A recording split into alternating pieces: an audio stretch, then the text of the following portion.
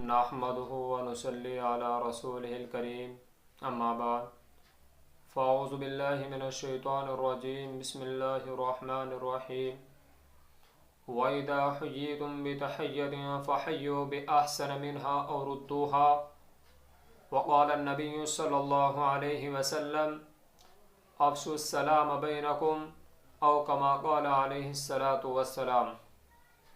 मेरे मुहतरम दोस्तों और बुज़ुर्गों, मैंने आप हज़रात के सामने एक कलामुल्लाह शरीफ की आयत और एक हदीस शरीफ का टुकड़ा बयान किया है, जिसमें आप सल्लल्लाहु अलैहि वसल्लम ने इरशाद फरमाया, अफ़शुस सलाम बैनकुम, सलाम को फैलाओ, सलामती से रहोगे, महफूज रहोगे।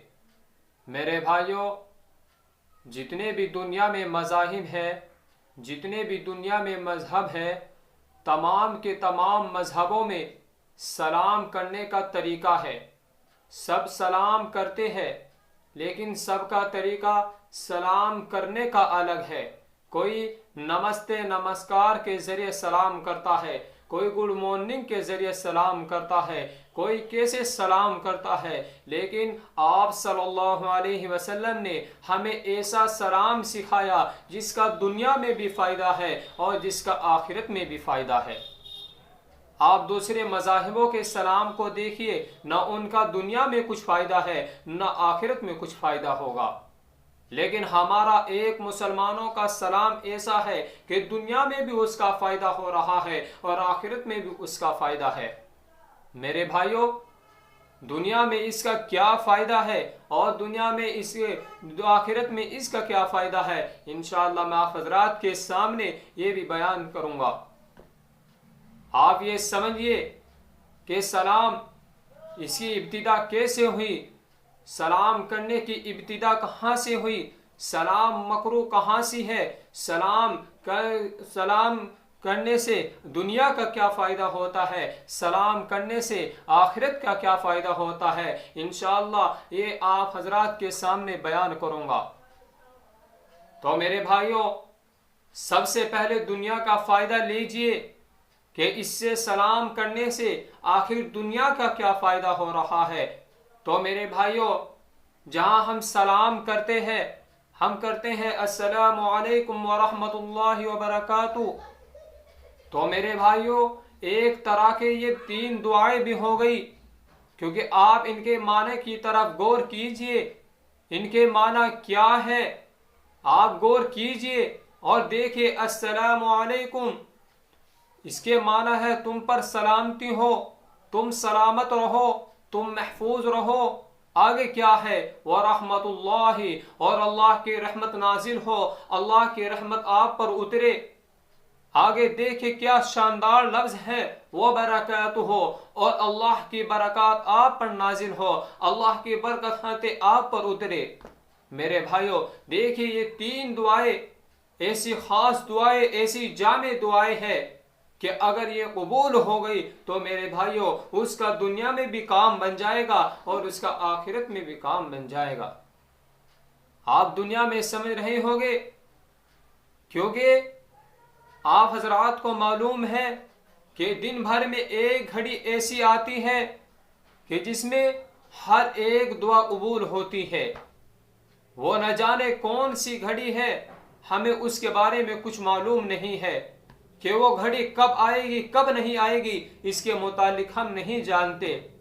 और खुदा ना खास्ता हम किसी को सलाम कर रहे हैं, अस्सलामु अलैकुम व रहमतुल्लाहि व बरकातुहू, हमने सलाम किया और उसने जवाब दिया, और जब जवाब दिया तो मेरे भाइयों खुदा ना खास्ता वो घड़ी आ गई जो मकबूलियत की घड़ी है। आपने उसको सलाम किया, आपकी वो घड़ी आ गई जिस वक्त आपने सलाम किया और ये आपकी दुआएं कबूल हो गई, या फिर उसने जिसने जवाब दिया वो घड़ी उस वक्त आ गई। तो मेरे भाइयों वो घड़ी उस वक्त आ गई और उसकी दुआ कबूल हो गई, तो मेरे भाइयों आपका बेड़ा पार हो जाएगा या उसका बेड़ा पार हो जाएगा, या वो कामयाब हो जाएगा या आप कामयाब हो जाओगे। मेरे भाइयों, अब देखिए दुनिया में इसके फायदे ये हो रहे हैं कि इससे हमें दुआएं मिल रही है और इससे हमारा फायदा हो रहा है। और अब ले चलता हूं आपको कि इसका आखिरत में क्या फायदा है, आखिरत में इसका आखिर फायदा क्या हो रहा है। तो मेरे भाइयों, ये भी आप हजरात के सामने बयान कर दूं। एक मरतबा आप अलैहिस्सलातु वस्सलाम हजरात सहाबा कराम रज़ी अल्लाह तआला अन्हुम अजमईन के पास बैठे हुए थे। एक सहाबी आए, उन्होंने कहा अस्सलामु अलैकुम। आप अलैहिस्सलातु वस्सलाम ने जवाब दिया और फरमाया 10। मेरे भाइयों, फिर दूसरे सहाबी आए, उन्होंने सलाम किया, लेकिन उन्होंने सलाम में एक लफ्ज का इजाफा किया और उन्होंने कहा अस्सलामु अलैकुम व रहमतुल्लाह। तो अल्लाह के रसूल सल्लल्लाहु अलैहि वसल्लम ने बयान फरमाया कि 20। फिर तीसरे सहाबी आए, उन्होंने सलाम किया और उन्होंने व बरकातहू का लफ्ज का इजाफा किया। जब उन्होंने ये इजाफा किया, आप अलैहिस्सलातु वस्सलाम ने जवाब दिया और जवाब देने के बाद फरमाया 30। फिर उसके बाद हजरत सहाबा कराम रज़ी अल्लाह तआला अन्हुम अजमईन ने अर्ज किया, या अल्लाह के रसूल सल्लल्लाहु अलैहि वसल्लम, हमने आज आपके मुंह से ऐसी बात सुनी है जो आज तक हमने कभी नहीं सुनी। तो उन्होंने कहा कि आपने ये 10, 20, 30 जो फरमाया है, आखिर इससे क्या चीज है, ये क्या फायदा हो रहा है। तो उस वक्त आप सल्लल्लाहु अलैहि वसल्लम ने बयान फरमाया कि जो पहले साहबी आए, उन्होंने सलाम किया अस्सलामु अलैकुम, तो मेरे भाइयों अल्लाह ने उनको 10 नेकी अता फरमाई। कितनी? 10 नेकी अता फरमाई। और फिर दूसरे सहाबी आए, उन्होंने सलाम किया, उन्होंने एक लफ्ज का इजाफा किया, उन्होंने कहा अस्सलामु अलैकुम व रहमतुल्लाह। इसके बारे में आपने फरमाया कि अल्लाह ने उसको 20 नेकी अता फरमाई। फिर तीसरे सहाबी आए, उन्होंने सलाम में एक लफ्ज का इजाफा किया और एक लफ्ज का इजाफा करने से उसके मुतालिक आपने फरमाया कि इसको अल्लाह ने 30 नेकी अता फरमाई। मेरे भाइयों देखियो, हमें इससे कितना सवाब मिल रहा है। आजकल हमने सलाम को छोड़ दिया है, सलाम को हम भूले बैठे हैं।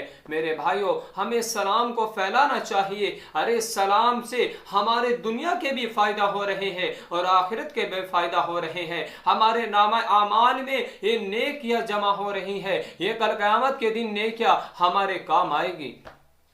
मेरे भाइयों, हमें सलाम को खूब फैलाना चाहिए, सलाम को खूब रिवाज देना चाहिए। अरे सलाम करने से क्या फरमाया अलैहिस्सलातु वस्सलाम ने कि जब भी दो मुसलमान भाई आपस में मुलाकात करे तो बातचीत कहाँ से शुरू करे, तो बातचीत जो शुरू करनी है वो सलाम से शुरू करनी है। क्या कहना है? अस्सलामु अलैकुम व रहमतुल्लाहि व बरकातुहू। पूरे लफ्ज सलाम के ये अच्छी तरह अदा करने हैं। अगर हम इनको अच्छी तरह अदा नहीं करने के तो मेरे भाइयों इससे माना तब्दील हो जाते हैं, माना बदल जाते हैं। एक मर्तबा की बात है कि आप अलैहिस्सलातु वस्सलाम भी मौजूद थे, हजरत आयशा रज़ी अल्लाह तआला अन्हा भी थी और आप अलैहिस्सलातु वस्सलाम के पास एक यहूदिया औरत आई। उसने कहा आकर अस्सलामु अलैकुम। क्या कहा? अस्सलामु अलैकुम। यानी बहुत सारे हजरात ऐसे होते हैं कि जो सलाम को लफ्जों से अदा नहीं करते हैं, साफ साफ नहीं कहते हैं, वो शॉर्टकट में यानी लफ्ज को खा जाते हैं और इससे माना तब्दील हो जाते हैं। जब उसने ये कहा तो हजरत आयशा रज़ी अल्लाह तआला अन्हा का तो बड़ा गुस्सा आया। उन्होंने कहा जवाब में वालेकुम अस्सलाम। अब अस्सलाम के माना समझिए, अस्सलाम के माना है मौत के। क्या है कि मौत के उस यहूदी औरत ने कहा कि अल्लाह के नबी आपकी मौत हो जाए। तो हजरत आयशा रज़ी अल्लाह तआला अन्हा ने उनको 2-3 लफ्ज और फालतू देकर फरमाया अल्लाह की लानत उस पर भेजी। मेरे भाइयों, अल्लाह के नबी ने उनको मना किया, ए आयशा ठहर जाओ। उन्होंने फरमाया कि अल्लाह के रसूल ये आपको ऐसे ऐसे सलाम कर रही है, ये आपको बद्दुआ दे रही है। तो आपने फरमाया ए आयशा मैंने इसका जवाब दे दिया है। कैसे? आपने फरमाया वालेकुम। जब आपने वालेकुम फरमाया तो ये वालेकुम जवाब के लिए हो गया, यानी तुम्हारी मौत हो जाए। और आपने फरमाया ए आयशा एक यहूदी औरत की दुआ नबी के हक में कबूल नहीं होगी, लेकिन नबी की दुआ इस यहूदी औरत के हक में जरूर कबूल होगी। तो मेरे भाइयों देखियो, आजकल हम सलाम करते हैं, सलाम भी अच्छी तरह अदा नहीं करते, सलाम में भी लफ्ज खा जाते हैं। सलाम हमें अच्छे अंदाज में करना है, साफ सुथरे अल्फाज में। कैसे? अस्सलामु अलैकुम व रहमतुल्लाहि व बरकातुहू। आप हजरात ये भी समझिए कि इसकी इब्तिदा कहाँ से हुई, ये भी बतलाता चलूं। इसकी इब्तिदा हुई है हजरत आदम अलैहिस्सलातु वस्सलाम से। जब अल्लाह ने हजरत आदम को पैदा फरमाया और हजरत आदम अलैहिस्सलातु वस्सलाम से फरमाया कि जाइए, वो जमात बैठी हुई है, आप उनके पास जाइए, उनसे सलाम कीजिए, और वो जो सलाम में जवाब देंगे तो वो आपको और आपकी उम्मत का जवाब, आपकी औलाद का जवाब होगा। तो मेरे भाइयों, हजरत आदम अलैहिस्सलातु वस्सलाम फरिश्तों के पास जाते हैं और उनको सलाम करते हैं, अस्सलामु अलैकुम। फरिश्तों ने जवाब में फरमाया वालेकुम अस्सलाम व रहमतुल्लाह। इससे हमें सबक क्या मिल रहा है मेरे भाइयों? इसकी इब्तिदा का तो हमें मालूम हो गया, लेकिन इससे आखिर हमें सबक क्या मिल रहा है? आप इससे ये भी समझिए कि अगर किसी ने हमको सलाम किया, किसी ने कहा अस्सलामु अलैकुम, तो मेरे भाइयों इससे ये मालूम हो गया कि जवाब देने वाले को इसमें लफ्ज का इजाफा करना चाहिए। जैसे हजरत आदम अलैहिस्सलातु वस्सलाम ने फरमाया अस्सलामु अलैकुम, तो फरिश्तों ने क्या कहा?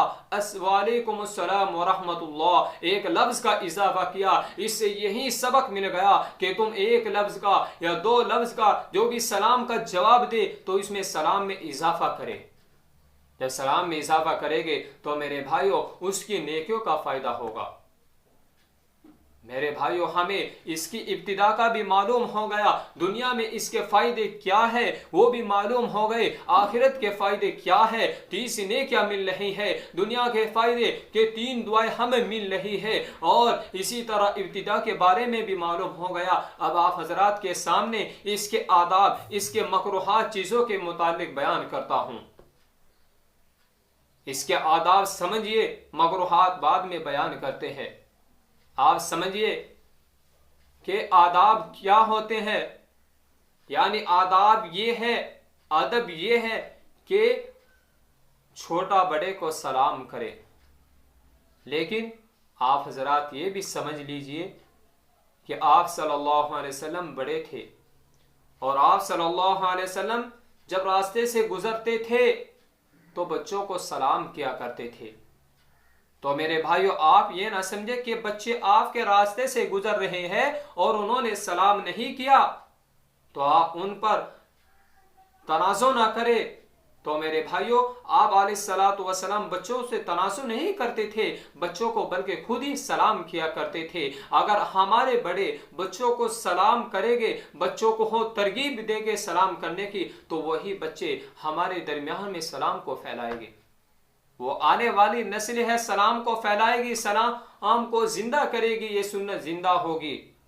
मेरे भाइयों, आप अलैहिस्सलातु वस्सलाम ने भी छोटों को किया है, हमें भी छोटों बच्चों को भी सलाम करना चाहिए। उसमें शर्माना नहीं चाहिए कि छोटा बच्चा है, कि नहीं छोटा बच्चा है इसे सलाम करना चाहिए था, ऐसा नहीं सोचना चाहिए मेरे भाई।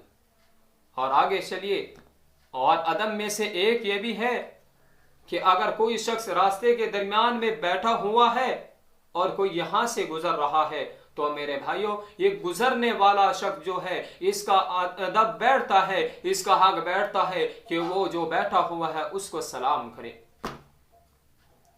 और इसी तरह जो चल रहा है, मोटर बाइक पर चल रहा है, सवारी पर चल रहा है, और एक पैदल चल रहा है, तो मेरे भाइयों सवारी पर चलने वाले को हक बैठता है, उसका अदब बैठता है कि वो जो बैठा हुआ है या फिर चल रहा है, पैदल चल रहा है, कि उसको सलाम करें। ये भी आप अदब में से है मेरे भाइयों। और एक जहन नशीन ये भी बात कर लेनी चाहिए कि बहुत जगह मजलिसें जमा होती रहती है, बहुत सारे हजरात बैठे हुए होते हैं और वो बातें कर रहे हैं, दीन की बातें चल रही है, और बाद रात बाहर से आते हैं और बहुत जोर की सलाम करते हैं। डिस्टर्ब हो जाती है बात के करने में, फिर बात को मुकम्मल करने में बड़ी परेशानी हो जाती है। तो मेरे भाइयों, अगर ऐसी मजलिसें चल रही है तो हमें वहां पर जाकर बैठ जाना चाहिए। अगर सलाम करे तो आहिस्ता से सलाम कर ले, ताकि जहां पर आप बैठे हुए हैं उसको सुन जाए और वो सलाम का जवाब दे दे। जब आप वहां पर बैठे अगर आप आवाज से सलाम करेंगे तो उन सब की तवज्जो आपकी तरफ हो जाएगी और उधर से जहन हट जाएगा। इसीलिए हमें चाहिए कि हम अगर सलाम कर रहे हैं, आपने सलाम किया अस्सलामु अलैकुम वरहमतुल्लाहि वबरकातुहू और उसमें से एक शख्स ने जवाब दे दिया वालेकुम अस्सलाम वरहमतुल्लाहि वबरकातुहू, तो मेरे भाइयों जब आपने जवाब दे दिया उसमें से एक ने, तो ये सब की तरफ से काफ़ी हो गया, सब की तरफ से ये काफ़ी हो गया। इसी तरह रास्ते में कोई चल रहा है, रास्ते में एक जमात है बैठी हुई चल रही है, एक बैठी हुई है, या बैठने वालों में से किसी एक ने सलाम कर लिया या चलने वालों में से किसी एक ने सलाम कर लिया, तो दोनों में से ये पूरी जमात के लिए काफ़ी हो जाएगा। या सलाम का जवाब एक ने दे दिया कोई सी भी जमात में से, तो उसकी तरफ से सलाम पूरा काफ़ी हो जाएगा। तो मेरे भाइयों ये भी बात हमें जहन नशीन कर लेनी चाहिए। हाँ, इस पर एक वाक़या हज़रत उमर रज़ी अल्लाह तआला अन्हु का याद आया। हज़रत उमर रज़ी अल्लाह तआला अन्हु अपने दौरे खिलाफत में बाजार का चक्कर लगाया करते थे, बाजार में घूमा करते थे, बाजार में देखा करते थे। किसी सहाबी ने उनसे मालूम भी किया कि अमीरुल मोमिनीन, आप बाजार में रोजाना असर के बाद जाते हो, आप ना तो कुछ खरीदते हो ना किसी को कुछ कहते हो, और आप ने बयान फरमाया ए फुला सहाबी, आपने ही बात कही है, मैं इसलिए बाजार में आता हूँ कि बाजार में मुझे लोग मिलते हैं, मैं उनको सलाम करता हूँ, और सलाम ऐसी चीज है कि जिससे मोहब्बतें पैदा होती हैं, अरे मोहब्बतें बढ़ती हैं। सलाम से मुझे दुनिया में भी फायदा हो रहा है और आखिरत में भी फायदा होगा। तो मेरे भाइयों यह हजरत उमर फारूक रज़ी अल्लाह तआला अन्हु का अक़वाल है, उनका बयान किया हुआ उनका वाक़या है। और मेरे भाइयों हमें सलाम को फैलाना चाहिए। सलाम के मकरूहात भी चीज़ें हैं। इमाम गज़ाली रहमतुल्लाह अलैह ने अपनी किताब के अंदर 17 चीज़ों के मकरूहात बयान फरमाए हैं कि 17 ऐसे मौक़े हैं कि जहां सलाम करना मकरूह है। मेरे भाइयों सलाम करना मकरूह है। चंद बातें मैं आप हजरात के सामने बयान कर देता हूँ। मैंने आप हजरात के सामने दुनिया में सलाम के क्या फ़ायदे हैं, दुनिया में सलाम करने के क्या फ़ायदे हैं, आखिरत के क्या फ़ायदे हैं, सलाम करने के आदाब, सलाम अच्छी तरह करना चाहिए, सलाम की इब्तिदा और सलाम के मकरूहात चीज़ों को बयान कर रहा हूँ। इससे पहले बयान में मैं आप हज़रात के सामने बयान कर चुका हूँ ये तमाम की तमाम चीज़ें, और इसमें मकरूहात चीज़ों के बारे में बयान करता हूँ।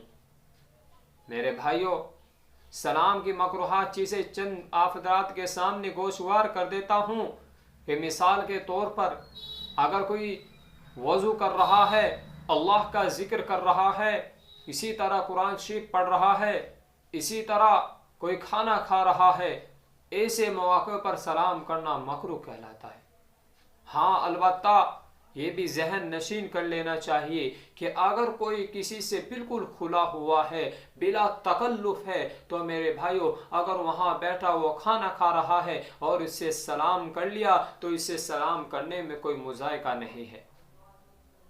तो मेरे भाइयों सलाम ये ऐसी चीज़ें मकरूह कहलाती हैं। बैतुल खला हुई, नापाक चीज़ें हुई, वहाँ भी सलाम करना मकरूह है। इसी तरह कोई आपस में दो शख्स बातें कर रहे हैं और वो चाहते हैं कि हमारी कोई बात ना सुने, वहाँ तक न जाए, थोड़ा ठहर जाए, और ठहरने के बाद वो जब उनकी बात पूरी हो जाए तो उनसे बातचीत करे, सलाम से इब्तिदा करे। इसी तरह कोई बैठे हुए हैं कलामुल्लाह शरीफ पढ़े, अल्लाह का जिक्र कर रहे हैं, वज़ू कर रहे हैं, खाना खा रहे हैं, तो मेरे भाई जो वो इन चीज़ों से फारिग हो जाए तो फिर आप सलाम करें। तो मेरे भाइयों देखो आप हजरात के सामने बहुत सारी चीज़ें होशगवार कर दी गई है, बतला दी गई है। मेरे भाइयों हमें इस पर अमल करना चाहिए, सलाम को खूब फैलाना चाहिए। सलाम आजकल हमारा सलाम में बहुत सहारा नुकसान हो रहा है।